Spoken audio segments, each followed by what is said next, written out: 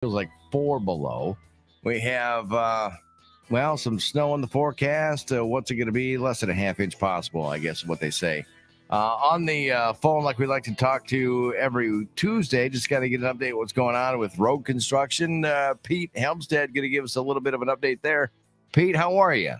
Doing well. How are you?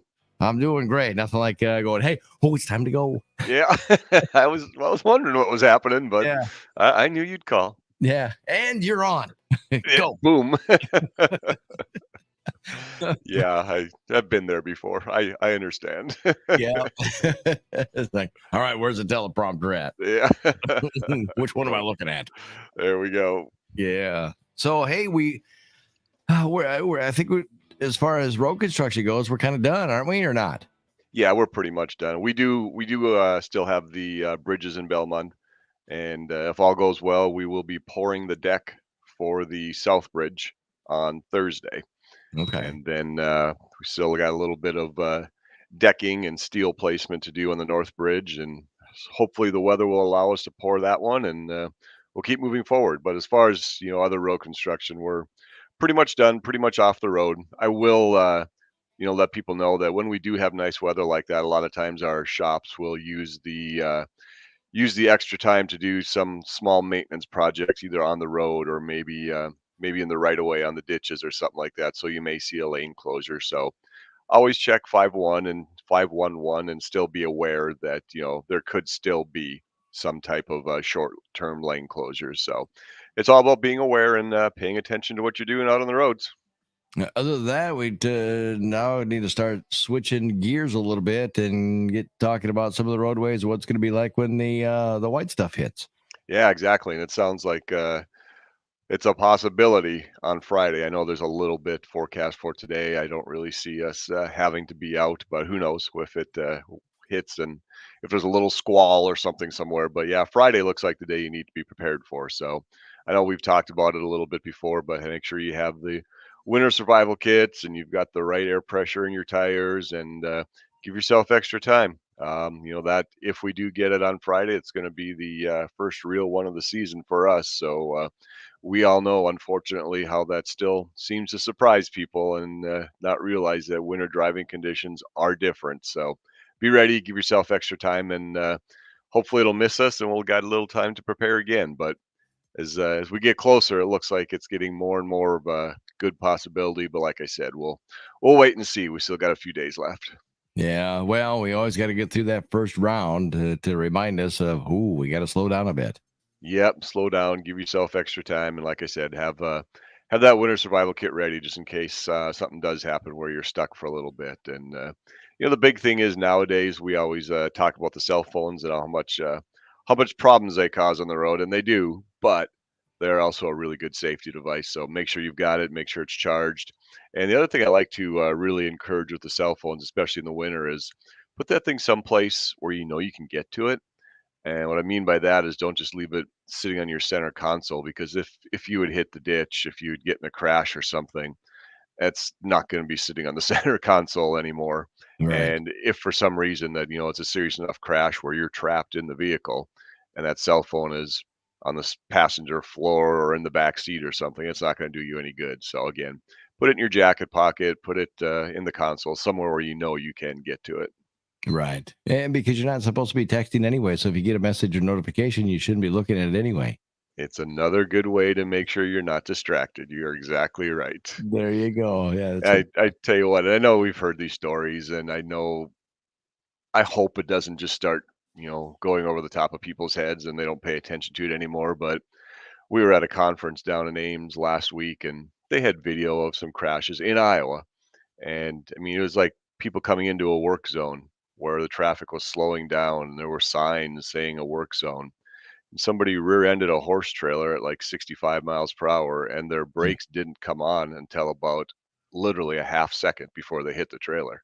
Which I wow. mean, they were not watching the road. They were doing something else in the car, and they didn't even see it. So it's still happening, and it's always important to pay attention to driving. It becomes even more important when we got winter conditions heading our way. So be aware of that.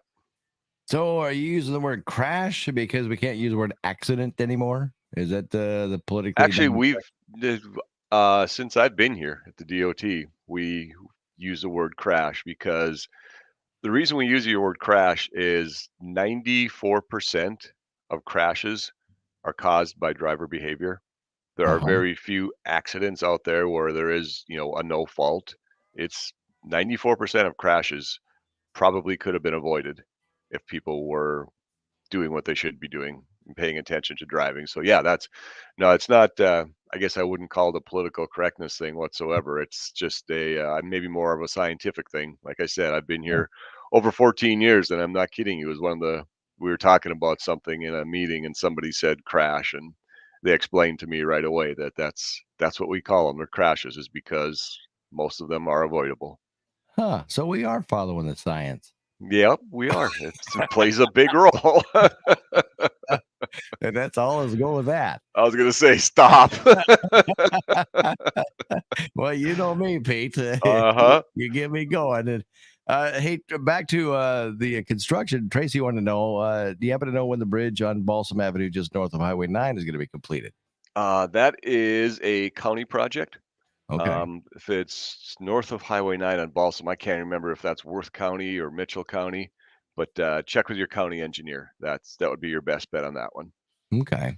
Yeah, like we like to do all the time. And I don't know, Pete, if you go back and see some of the comments later on and answer some of these or not. But if you got a comment while we're live here, you can go and make Pete will answer it right away, or myself. But nobody ever asked me a question, which is good. I don't know anything. Maybe we should turn this around. Maybe I should start questioning you. No, because I don't know anything, Pete. Oh, okay. Yeah. I will add in one other thing too. We had a public meeting last night in Janesville.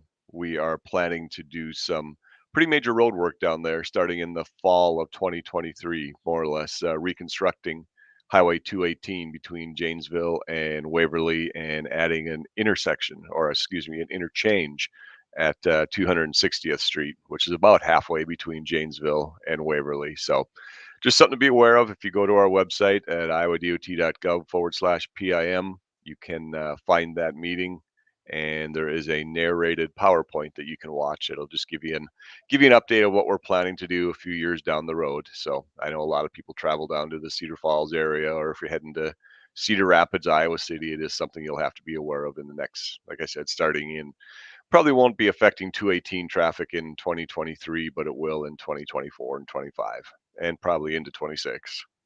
And we always like to remind people too, especially now, we looked at it during the road construction season.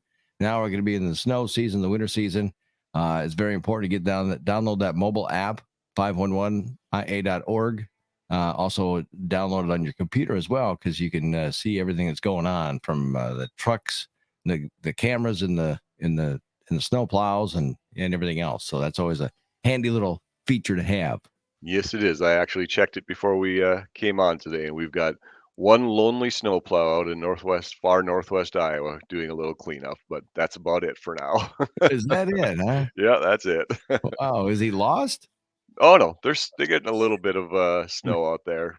I Oh, looked okay. on the cameras, and there's actually snow that they need to be pushing off the road. So, like I said, Really? just one small. Then that again, that was about 20 minutes ago. So who knows? Maybe it's hit a little bit harder out there now, but it does give you live updates, so it's a good place to check into.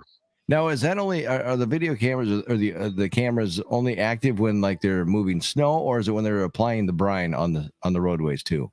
It's usually when they're out moving that Okay, they usually get activated. Yep, well, they do. Okay, so yep, whether it's snow coming down or not. yep, exactly.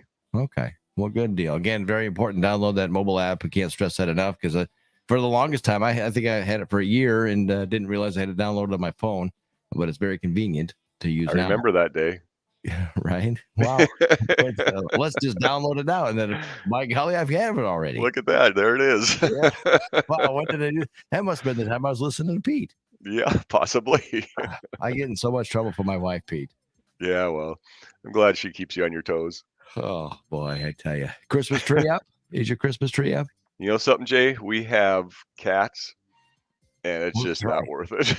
That's right. I forgot you don't put your Christmas tree up because of your cats. I do have kind of a little bit of a man cave in my garage, and I do have a lighted Christmas tree in the garage. So And it's probably purple and yellow. no, it is not. if it was purple and yellow, it probably would have cried weird colored tears on Sunday. So That was not a good game to watch, I tell you nope, that. not whatsoever.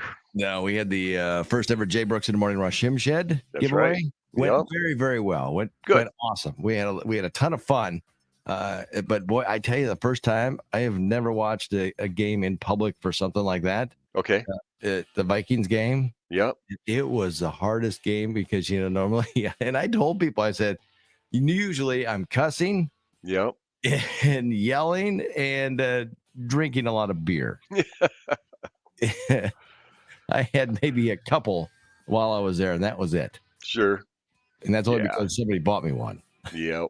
No, it was pretty disappointing, but unfortunately, I think we're kind of used to that when you've been cheering for that team up there for almost 50 years in my case anyway. I called it before the game started. I said, you know what? Here comes the Minnesota Vikings in Detroit, 0-10-1, and we're going to hand them their first loss today. The first win, you mean?